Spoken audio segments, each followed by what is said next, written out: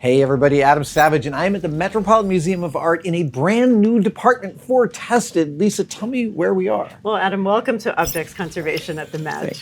We are responsible for all the three-dimensional art other than Arms and Armor, which I know you're very familiar with.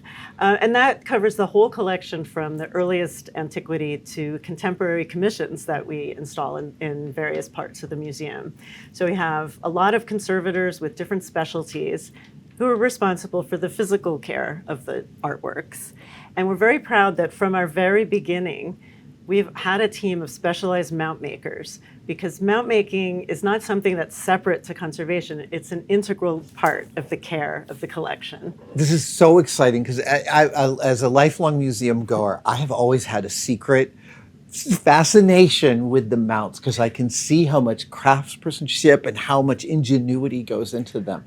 I hadn't realized that they're part of the conservation. Indeed, and they're not at some other museums, or they haven't been until recent times. And some smaller museums still hire outside companies to make the mounts, but then the mount makers are not intimately connected to the works the way our team is. Right. And they don't have the opportunity to work as closely with the conservators to understand the weaknesses or the strengths of the objects so that their mounts can take that into account. So the mount makers here become a really important part of the conservation Absolutely, team we're and partners. extending the life of this art. Exactly. And in fact, some of the mounts that they make are necessary because conservators cannot, for example, assemble disconnected parts of objects safely with conservation methods. So sometimes we imitate that with mounts. And like this will be the department in which the object gets to be seen whole for the first time. Exactly. That's a huge amount of responsibility. It is. And the mount makers work not just on our collection, the permanent collection. They make new mounts for all the loaned objects that come in for our special exhibitions so that there's a unified aesthetic in our exhibitions. Wow. And also we make mounts for our objects that are going out on loan. So it's a huge lift for this team. Now you say that other museums have different practices. Is there a gathering where mount makers can talk to each other internationally about how they're going? There is. And in fact, this year's meeting of the International Mount Makers Forum has just ended. And members of our team usually attend and are really seen as some of the stars of the gathering because of the types of mounts that we make. I had no idea there was an annual meeting. I really didn't know when I asked that question. I want to go now. I want to go now. So is it in a different place every year? In the meantime, you can follow them on Instagram, International Mount Makers Forum, because they have a very humorous guy who runs it, and he uses a lot of the inside jokes that we all know in the museums. Can you give me one of the mount makers' inside jokes? One has to do with the list for an exhibition, which, as we all know, is rarely available before we start installing an exhibition show. The full list of what's going to be in the exhibition. So usually we're winging things as we go. Oh wow! I hadn't thought winging was in the roster. We have to be very flexible in a museum. Be able to pivot on a dime. That's right. Can you tell me about this holy structure behind us? Yeah, so this is one of the tools we use to test out mounts before we take them into the galleries. It's a giant chunk of plastic. It's a giant chunk of plexi. It's pretty thick and strong, and it imitates backboards that we use in some of the vitrines or the walls. Okay. So just to back up for a moment, when we're making a mount, the mount makers meet with our designers, with the curators, and of course with the conservators to understand the piece. Right. And they get a sense of its center of gravity, its weak areas, how the curator wants to show it. Is it sitting on a deck? Is it coming out of the wall? Is it at an angle? How high off the deck? And then they create the mount that meets everyone's wishes. Right. So having looked at mounts before, I had thought that there must be some sort of standard protocol. But as you're talking, I'm realizing that every single object can bring with it unique challenges and Absolutely. solutions. You can have a set of plates that were part of an original Sèvres place setting, but they're all unique, and they all have different condition issues. They've had a whole different lifespan. And so every mount we make is custom and unique. And that's one of the special aspects at the Met. And you'll hear and see as you spend time in the department with the team that our mounts at the Met have from the very beginning been what we call invisible. in that once they're custom made, we paint or patinate the surface of the brass to match whatever part of the art they're next to, so that you don't actually see our mounts. And that idea of using the mount as sort of a magic trick to highlight only the object.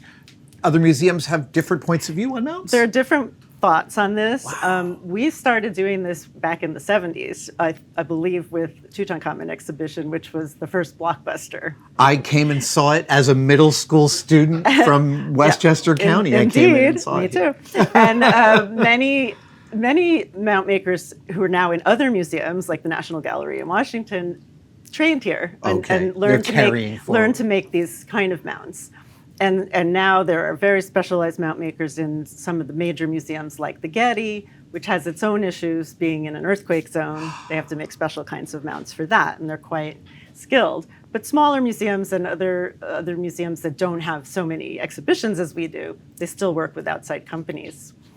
But also what you're going to see as you speak with the mount makers is that we use mainly brass to make our mounts, because brass is available in many kinds of stock, straps, round profiles of all different sizes. It can be cut, bent, shaved, ground down and shaped to be very custom. So part of the skill and knowledge that the mount makers bring is combining really engineering and art. So Fred, the manager of the team, has always told me that the hardest part of making a mount, or the most important part, is choosing the brass stock, choosing the right amount of brass to be the least amount of metal needed to support the work, so that you can make it disappear and it doesn't overwhelm the art. So that's the main part. That's what they do. And then they bring, most of them have training in metalsmithing, silversmithing, painting, and then they bring the art to the final product. Well, so now I know that you guys also bring in objects and artifacts from other museums, and you probably lend out parts of the Met's collection. Indeed. When you lend out a piece, do you always lend the mount with it if there is one? We attempt to do that because we prefer our technique of mount making.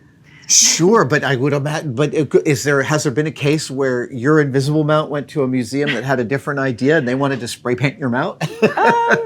Very occasionally, but if that's all they want to do, we would let them do that.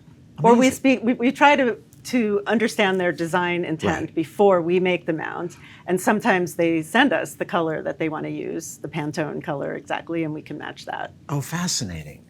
I love how flexible it is. I had thought there was probably some monolithic idea, but it's great that there's these individual... Some museums, like the British Museum, have chosen to use the same color mount throughout, so that you see that there's a mount and you're not confusing the slightly changed profile with the artwork. There must be times in this department where you guys, in the handling of these objects, discover things that the curators might not have known. That's definitely sometimes the case, especially that is the job of the conservators, also to weigh in on the materials, the techniques of manufacture, and other things. And that's also discussed with this team. And again, they spend a lot of time considering the works. And I think they're shy about what they bring to it, but they definitely observe how things work in a different way than anyone else.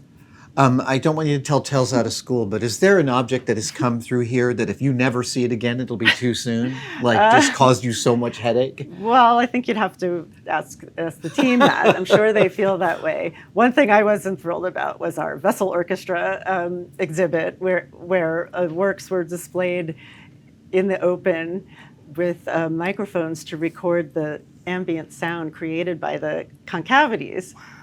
But I have to say, I was won over by the final display. It sounded very scary for conservators and mount makers, but in fact, it was a beautiful exhibit in the end. So sometimes we have to power through our doubts and bring our skills to make things as safe as possible and make it work. I'm so delighted to highlight this hidden world because, like I said, I've been noticing it for decades, and I find it a really, really beautiful and refined part of the engineering of museums. Well, you're unusual in that you notice it, because we like to say that if people don't notice it, which most people don't, that we did the job right.